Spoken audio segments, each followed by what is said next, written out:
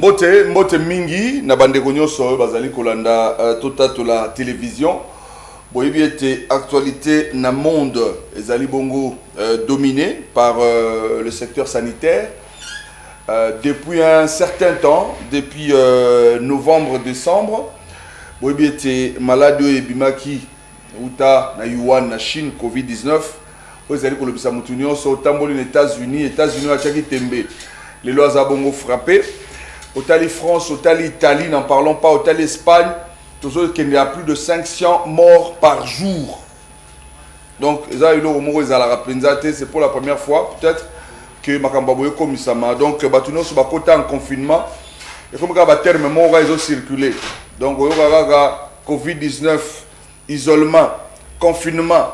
Donc, ce sont des termes, comme l'Obama, Micro-Union, Sobomoninga, Tozami Balé, na plateau.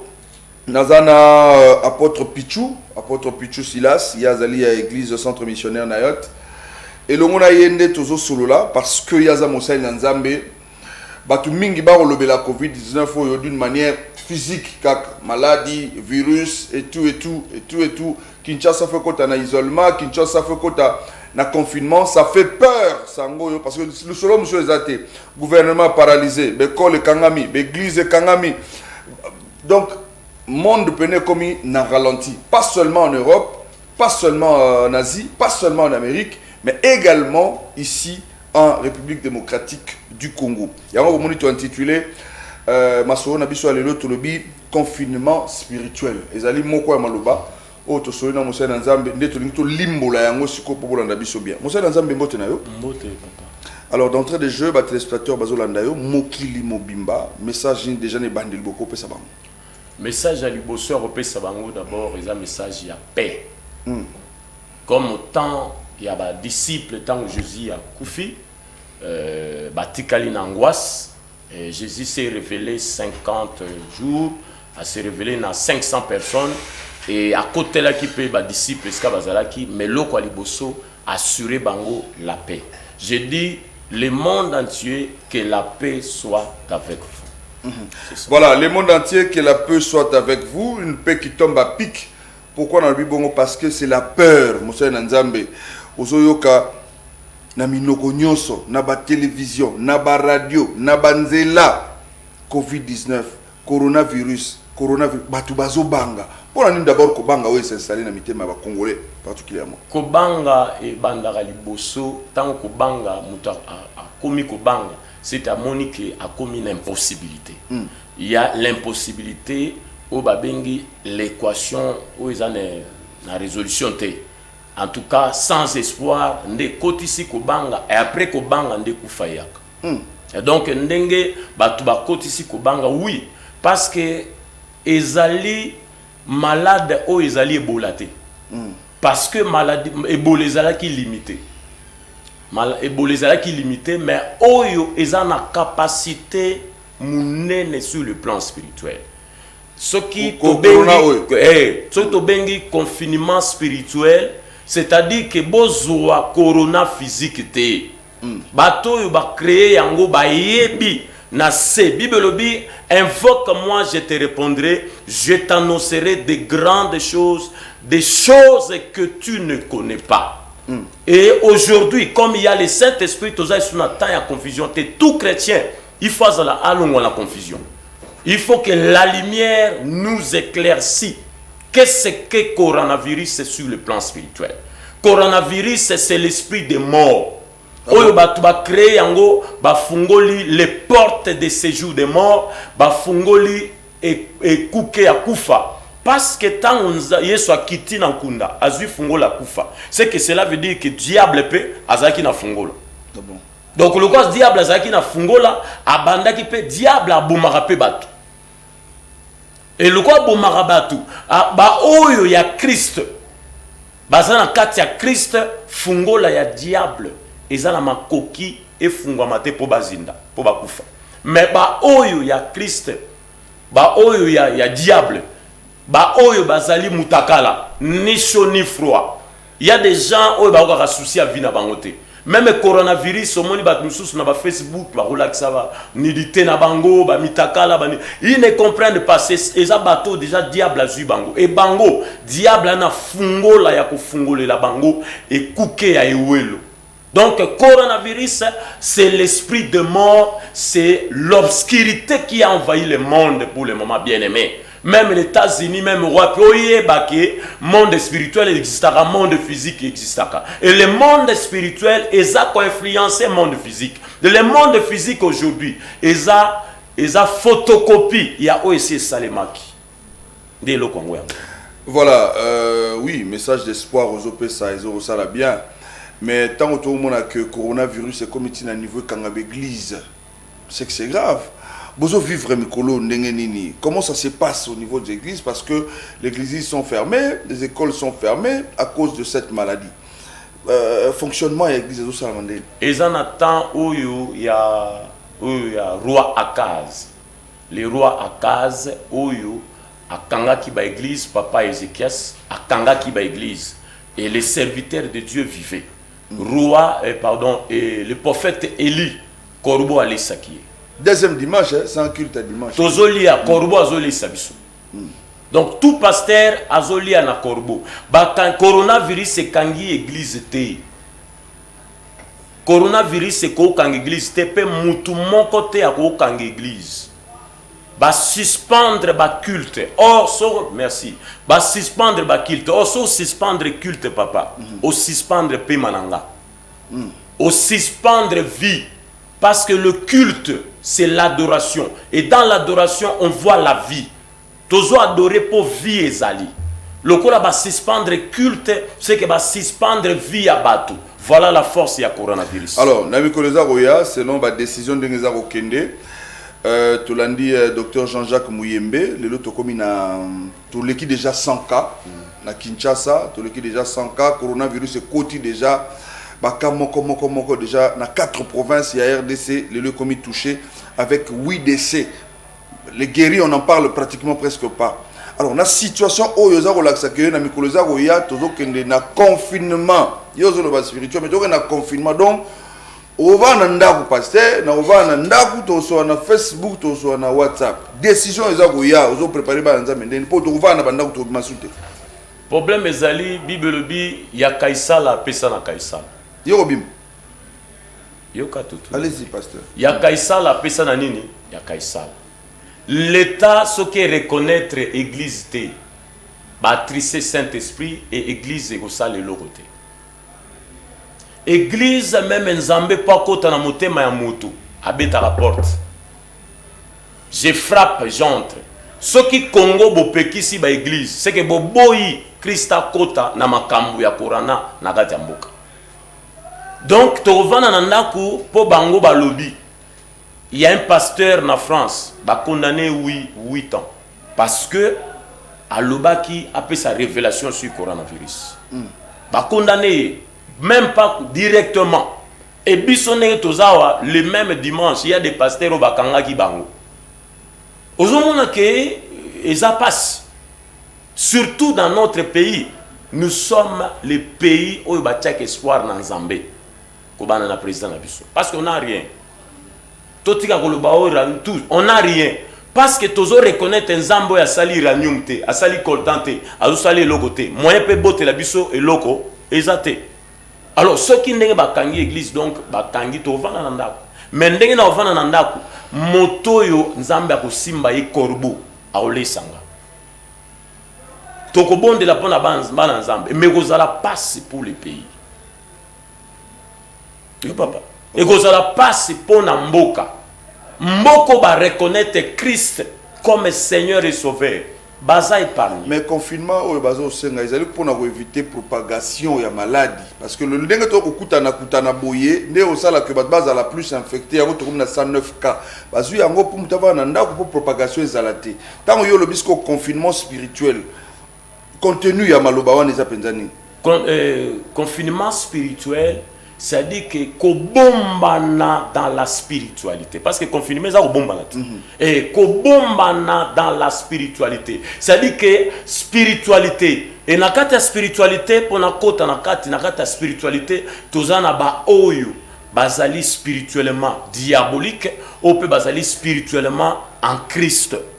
Alors spiritualité, confinement spirituel, c'est-à-dire que oyo aza influent sur le plan spirituel nde okoluka okende ko bombana okosala confinement spirituel pa na ye. C'est-à-dire que notre Christ, c'est lui qui a créé toutes choses. C'est lui qui est influent.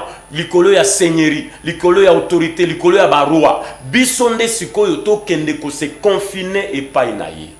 C'est ça le confinement spirituel. C'est-à-dire que na boite batwa vananandako.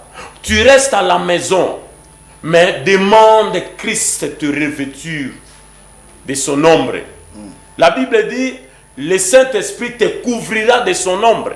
Nde eloko biso to benga confinement spirituel. Nakoki pe ko bima. Nakoki ko bima makile zipinga mutakomonanga. Mais tout ce qui est spirituel est contre nga et monanga. Pasteur Pichou, maladie au coronavirus depuis bimi jusque là traitement exact. Les malades vont traiter symptomatiquement, va traiter tout, va traiter fièvre, va traiter tout et tout. Mais qui c'est ati? Bien en tant que bassin Nzambe, beaucoup proposé nini parce que tu vas sentir que le gouvernement Sili Mayeli a commis qu'on tâtonner et lui qui a exaté. Yo en tant que bassin Nzambe, traitement pour na ba Nzambe ba Rolando pour peur peut continuer à miter ma bateau. Traitement il cause à penser nini o Nzambe a le bien en tant que bassin Nzambe na o teli coronavirus. Ça c'est coronavirus c'est quoi bien la prière. Nyoka na motako bana Israël banyoka sui bango tant banyoka sui bango Nzambe alobi la révélation de kopesa biso kisi ya coronavirus. Nzambe alobi nini Moïse ndenge nazali Moïse sala nyoka otia likolo ya nzete oya komona nyoka wana aobika. Ça n'a pas changé. Élisée nakati ya Jéricho nakati ya Jéricho, Élisée, baibisi Élisée, babi Jéricho, bato bazo kufa na mai oyo. Mboka eza stérile. Élisée alobi boye langai sani ya sika. Boye langa mungwa. Assainir mai. Obi mai. Assainir mai wana ekomi mai ya bomoi. C'est-à-dire que liloba bato musuba opesa bato eza liloba kufa. Na kati ya mboka lokola RDC to se confier na ba autorité mais ba okotisa biso kufa. Or basali na Nzambe baebisi église baebisi Congo et que ba se confier na bango ba se confier na Christ baza na foi na Christ et malade wana Nzamba ko révéler na moment où to sala nini nenga révéla ki Moïse zwa nyoka sala boye papa journaliste yeba yango ke Nzambe nde asala ki nzete. Qui sur la chloroquine, qui sur ici par exemple 9000 Français depuis le 1er mars jusqu'à aujourd'hui. 9000 Français. Il y a quelque chose, Ezali. Dieu peut nous révéler Oyobiso Congo Togoiko Bika. Teto la ndenge zo la Chine te confinement ba koti boye to zeli. O anate. Ndenge na biso. Omoni Chine. Chine est bombani. Chine est à force tranquille. Apparemment c'est que chinois basala kaona et mon ana apparemment on dirait le côté mais résultat na bango c'est catastrophe. Observez résultat ya Chine c'est grave mais ndenge ba osala parce que Bible le vaut mieux la fin d'une chose que son commencement. Na début on est faible ba osala ba mona le côté mais na suka ndenge ba ba force ya Chine biso pe na Congo papa Nzamba a pamba Nzamba a chaki ranium pamba te Nzamba saki forêt équatoriale pambate, Nzamba tchaki badiama pambate, prions, le Dieu va révéler. Est-ce que coronavirus, question simple, directe, coronavirus c'est aussi la prière? Et coquité. Ce qu'on dit est coquille au limité Nzambé journaliste. Depuis Makambo et Bandi, yo so zubaka coronavirus. Nasi na zubaka ya coronavirus. Un partenaire à une église. Après qu'on bika na ya sommelinga groupe, il y a $500. Abeli coronavirus. Abeli ba symptôme wana parce que na lobi yango ke. Mais abeli ba symptôme. Yoka yango kasi na lobi te ba symptôme des obangi sabiso. Ok. Ba symptômes, il y a kosu kosu, il y a kingo pasiawa, il y a tolo, fièvre, malili fièvre, tout ça. Nde ba symptômes na wana. Ok. Donc biloko wana asali na yango moins 2 semaines, toute l'église ba bien. Alors on ne savait pas. Il y a même 2 semaines na basino. Non, on ne savait pas. Na début on a c'était en février. Toyeba ki yangote. Mais après na ko se concentrer na sali les prières, na bondeli pona ye, après na simba ki ekutu, na sambeli pona ye, na se maboko, après na prier pona mai, na bisomba mai moko n'importe quel mai na sambela pona, na sambeli ameli. Il est guéri. Akendaki ko sala test ya tolo, bakangi na batache na tolo. OK. Tant bakangi batache na tolo, ndai ko rejoindre ngabi pasteur na meli baki sebele mais simbite mais bakangi na tuba kibanini batache na tolo. Après kaka to vanda ki na tolo so ngabi te to bon to sa prière. To côté to sa prière, c'était un samedi. Dimanche oyo bakangaki ba église. Na semaine wana moi si na ana ba relation de grande sœur na en France. Aiko benga bango ebisi bango lobi ba nanga bela ki makasi bobo kuto ba ko kosula ba effet wana ba ebisi ba lobi tous ces effets na makolo makolo ko lemba tout ça ba effet wana nyonso tout ezali effet ya coronavirus ba kamwe abiki na nini alobi te pasteur kanda landela ki na ba prière après aki salisa ba ninga salisa ba tâche wana ba komile ba kise ba antibiotique ameli asa bonne santé. C'est que ce pécio ça neuf ka na to memio donc résultat est positif. Papa journaliste lokola na téléphone na besoin numéro na bango. Ya ça neuf ka. Ba pesa nga numéro mutu na mutu be bazwa numéro na nga mutu na muta benga nga tout des rôles. Na sambeli deuxième cas. Dans ça qui mercredi na miss ya journaliste Delphin. A benginga on a ba héros dans l'ombre bazalaki na benga dans ça les prières na couloir. Après na zongi ndaku na Delphin. Non, moto ya bela ki na deuxième symptôme wana. Donc deuxième personne ya ba symptôme wana. OK. A benginga abi papa makambo zolo bakut na ndaku fièvre na okukate il fallait kutu na kende hôpital. Na kende hôpital pona na okukasute ngabite ko kende hôpital nante. Zela to expérimenter Jésus-Christ. OK. Na salle les prières, na kokosula nani na salle les prières na ke église na poko abenga bi papa na komisi nzambe. Fièvre na bandai koyoka. Esili na malili esili mais na kosukosu esili mais etikali ka douleur ya la gorge. Après tu continuer prière na butu, tu continuer jusqu'aujourd'hui, il était en bonne santé, il est venu le dimanche à l'église. Donc na yeko yebisa bandeko. Yebisa bandeko. C'est Jésus qui guérit. OK. Il est le Seigneur et Sauveur. Il a dit dans sa parole, par ce maître sûr, na ma pipi na ye, malade nyonso, ngana lubaka na spirituel, na physique, ezobika. Tout ça ba chrétien, pour la nuit on mate que ma pota na yesu bikisa gibso. Ezaka kao pasteur bondela ponanga, mais lelo yo eloko ya grave ya kosambela nde yango. Pour la ko expérimenter Christ soit bikisaka. Voilà, tous attendre déjà vers la fin, il y a entretien à Bissona pasteur Pichu Silas.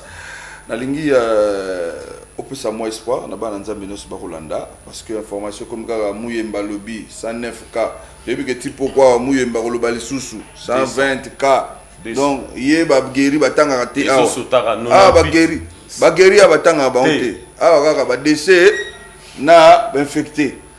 Alors moi message na po yango nezo pesa ko banga na bato na ba chrétien ba ko mo banga car awa na Congo te tina poto bato bana confinement ba Rolanda émission ba Rolanda la on habite na chambre na sembe au moins na ngo tata na terrasse exacte na sembe na sambetu. Alors na lingo pesa bato en espoir baza na poto baza mukili mobimba ba Rolanda émission oyo nino ko yebisa bango tant que mosala nzambe eloko liboso na ina yebisa yo ndeko la mort et la vie et si manu na boko à Christ. Ce que tu dis Christ c'était beaucoup négligé comme bon à Jésus Christ mais si manu na parole parce que parole ne sali nyonso eloko na ngina yebisa yo moto akufaka na volonté ya Nzambe. Mort précoce soki eye, c'est par là que Jésus intervient. Alors na ngina yebisa yo yeba que coronavirus eza l'ombre du ténèbre, eza obscurité, eza esprit de mort. Banda ko bondela po obika kotie espoir na eloko mosusu te. Atoko mela chloroquine na France, okomela soki nini bakopesa yo pa Trump, mais mettez Christ. Soko za Bouddha, soko za musulman, soko za nani, Bible elobi moto moko akobika te sans Christ. Ya mibale kaka na kombo na Yesu, ya mibale makila na Yesu Kristo. Ozwi mai na kopo par ta foi. Obi pasteur ebisaki biso tozwa mai na kopo.